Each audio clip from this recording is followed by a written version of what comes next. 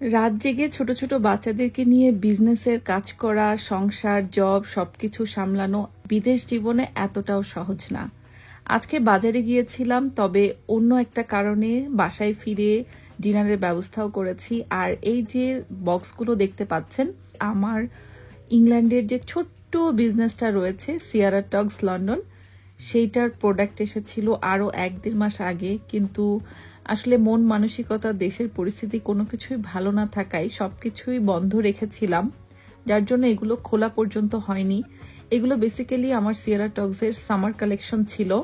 অনেক আপুরাই দেখা যাচ্ছে সুতির কিছু ড্রেসের কথা বলেন, তো সুতির অনেক ড্রেসই কিন্তু এসেছে, যেই সবকিছু কিন্তু এখন আমি আস্তে ধীরে আজকে খুলে ডিসকাউন্ট প্রাইসে লাগিয়ে দিব আমার ওপেন হাউসের জন্য। আগামীকাল মানে 25শে আগস্ট রবিবার সকাল 11টা থেকে রাত 9টা পর্যন্ত স্ক্রিনে দেখতে পাচ্ছেন বেরি পার্কে লুটনে যে অ্যাড্রেসটা রয়েছে সেখানেই হবে আমার ওপেন হাউস। এবার লুটনেই করছি, হয়তো পরবর্তীতে লন্ডনেও করতে পারি। সো লুটনের আপুরা সবাই চলে আসবেন। সেখানে কিন্তু সিয়ারা টগসের আবায়া, 3 পিস এই কালেকশনগুলোর পাশাপাশি চৌধুরানী আয়ুর্বেদার যে হার্বাল স্কিন কেয়ার প্রোডাক্টসগুলো সেগুলো আপনারা পেয়ে যাবেন। তো আসলে ওপেন হাউসগুলো যেহেতু একদিনের জন্যই হয় এবং এই একদিনের জন্য একটা দোকান বা প্লেস বেশ ভালো অ্যামাউন্টের টাকা দিয়ে অনেক আগে থেকেই বুকিং করতে হয়। আমরাও প্রায় 1-1.5 সপ্তাহ আগে এটা বুকিং করেছিলাম। তো কিছু করার নেই, আসলে ডেটটা চেঞ্জ করা বা অন্য কোনো কিছুতে অনেক লস গুনতে হবে। তো ওপেন হাউসের জন্য প্রিপারেশন নিচ্ছি। আর দেশের গত 1-1.5 মাসের পরিস্থিতিতে কিন্তু প্রত্যেকটা বিজনেস উদ্যোক্তায় অনেক লসে পড়েছেন। আসলে নিজে না বাঁচলে কিন্তু মানুষের পাশেও দাঁড়ানো সম্ভব না। তো আমার পক্ষ থেকে যতটুকু সাহায্য করা সম্ভব, অলরেডি কিন্তু 50 জন ক্ষুদ্র বিজনেস উদ্যোক্তাদের প্রমোশনের পোস্ট, ভিডিও কিছু কিছু এগুলো একদম ফ্রিতে করে দিচ্ছি, যার অনেকগুলো পোস্ট ভিডিও আমার পেজে আপনারা দেখতেও পেয়েছেন। অবশ্য এখন দেশে বন্যা পরিস্থিতির কারণে, যে পরিস্থিতি খুবই খারাপ, বন্যার্তদের এই অবস্থা, আমি প্রমোশনাল সেই ফ্রি পোস্টগুলো বন্ধ রেখেছি 2-1 দিনের জন্য। হয়তো 2-1 দিন পরে আমি আবারও শুরু করব। যাই হোক, আমার কাছে মনে হয় আমি আমার তরফ থেকে যতটুকু পেরেছি এই 50 জনকে সাহায্য করার চেষ্টা করছি, যাদের প্রমোশনের কাজ করার জন্য আমি একটা পয়সাও নিচ্ছি না। কিন্তু আমাদের মতো যারা আছে, মানে আমাদেরকে সাহায্য করার কেউ নেই। আমরা না পারি কাউকে বলতে, না পারি কারোর কাছে সাহায্য চাইতে। যাই হোক, আমাদেরকে আসলে সাহায্য করার জন্য হয়তো একমাত্র আল্লাহই আছে আর আপনাদের সাপোর্ট। দেখা যাচ্ছে গত 1-1.5 মাস কিন্তু আমরা ভিডিও সেভাবে দেইনি। পুরো ভিডিও আমি 1 মাস টানা বন্ধ রেখেছিলাম। বিজনেসের কাজ তো বন্ধ ছিলই, তারও আগে থেকে, কারণ আমার প্রোডাক্ট ছিল না। আর প্রোডাক্ট যখন আসলো তখন থেকে তো দেশের এই অবস্থা, যার কারণে সেই প্রোডাক্টগুলো আসলে খোলাও হয়নি। তো এখন এই সব নিউ কালেকশনগুলো ডিসকাউন্টে দিয়ে দিচ্ছি, কারণ এগুলো আসলে ঘরে রেখে আর লাভ নেই। লস তো লসই, কিছু করার নেই। সো ওপেন হাউসে এগুলো সেল হবে। আর যেগুলো থাকবে সেগুলো আমরা কিন্তু অনলাইনেও লাইভ বা ভিডিও এগুলো করে আপনারা সব অনলাইনে কিনতে পারবেন। আর আমার এই বিজনেসটা বেসিক্যালি ইংল্যান্ডের জন্যই, আর ইউরোপেও আমরা ডেলিভারি দিয়ে থাকি। বাংলাদেশে বা অন্যান্য কান্ট্রিতে কিন্তু এখন আমি ডেলিভারি দিতে পারি না।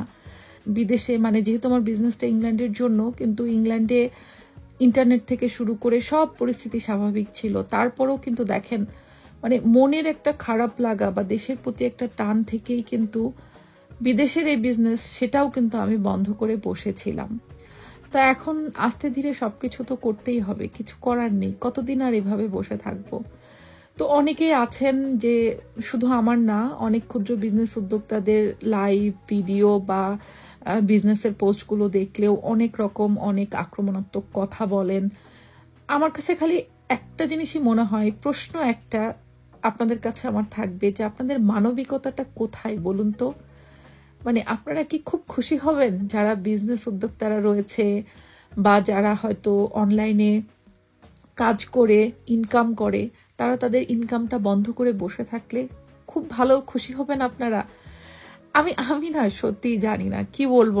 আমি মাঝে মাঝে এই ধরনের কমেন্টগুলো দেখলে, যখন অন্যদের পেজেও দেখি, নির্বাক হয়ে যাই যে আপনারা তো দেশকে ভালোবাসেন, দেশের মানুষকে ভালোবাসেন। হতে পারে তাহলে এই অনলাইনে যারা আর্নিং করছে তাদের এই কাজগুলো আপনার পছন্দ না, কিন্তু তারাও তো আপনারই ভাই বোন।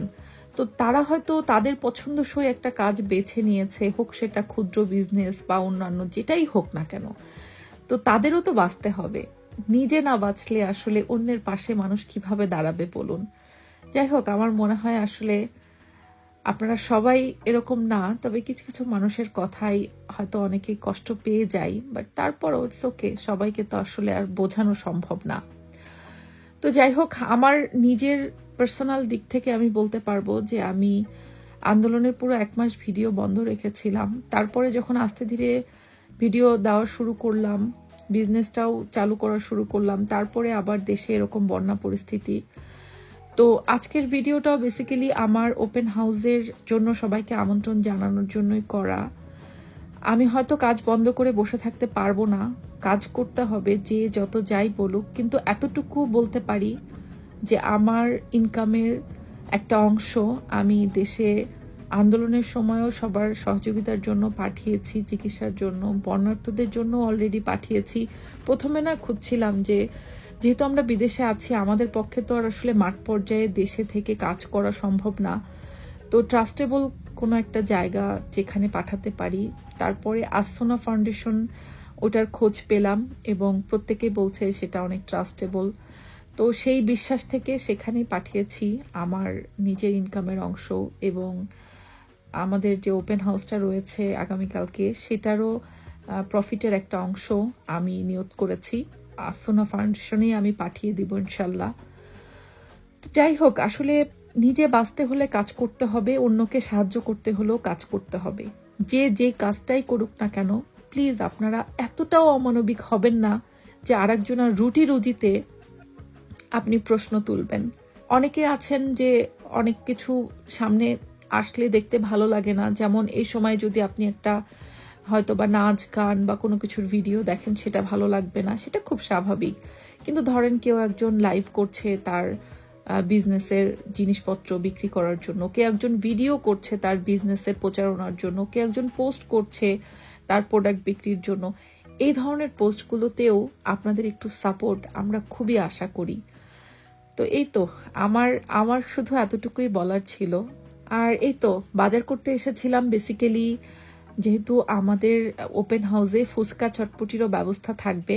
আমার আপুরা অনেক পছন্দ করেন আমার হাতের ফুচকা চটপটি, তো সেগুলোর জন্যই যেসব ফ্রেশ ফ্রেশ জিনিসপত্র লাগবে, যেমন ডাবলি থেকে শুরু করে ধনেপাতা, কাঁচামরিচ, তেঁতুলের টক বানাবো, এটার জন্য ফ্রেশ তেঁতুল, অন্যান্য জিনিসপত্র সবকিছুই কিনে নিচ্ছি।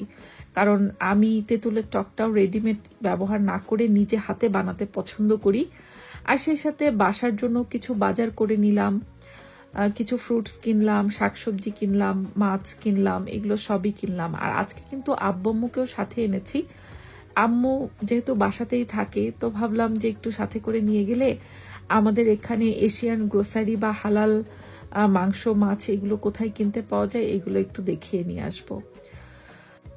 তো যেসব আপুরা লুটনে আছেন তারা কিন্তু জানেন, এই যে Italian coffee shop and snacks house দেখতে পাচ্ছেন, এখানে আমার কুরবানি ঈদে ওপেন হাউস হয়েছিল, ঠিক এই রেস্টুরেন্টের দোতলাতে এবারও ওপেন হাউসটা হবে। আপনারা দুবাই আবায়া থেকে শুরু করে সুতি, 3 পিস, অন্যান্য কালেকশন সবকিছু তো পাবেনই, সেই সাথে রেসিপিস বাই সেজাস মমের হাতের ফুচকা চটপটির ব্যবস্থাও থাকবে। আর এই প্রতিটা জিনিসই সেল করে আমার যতটুকুই লাভ হোক না হোক, এর একাংশ কিন্তু বন্যা দুর্গতদের জন্য আমি দিয়ে দিব প্রফিটের, এটা আমার পার্সোনালি নিয়ত। তো এই আর কি, মানে আসলে এর থেকে বেশি আমার পক্ষে আমার মনে হয় না বিদেশে থেকে, দূরে থেকে আমার মতো ক্ষুদ্র মানুষের পক্ষে করা সম্ভব। আপনারা সবাই যে যার জায়গা থেকে পারেন, সে তার জায়গা থেকে যেভাবে সম্ভব সেভাবে এগিয়ে আসেন, দেশ তো এভাবে আগাবে, তাই না? ইনশাল্লাহ আমরা এই পরিস্থিতি মোকাবেলা করতে পারবো।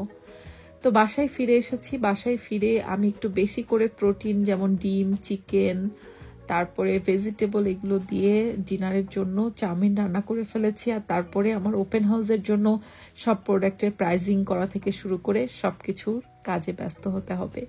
জীবন তো চলবেই, জীবন তো আর থেমে থাকবে না।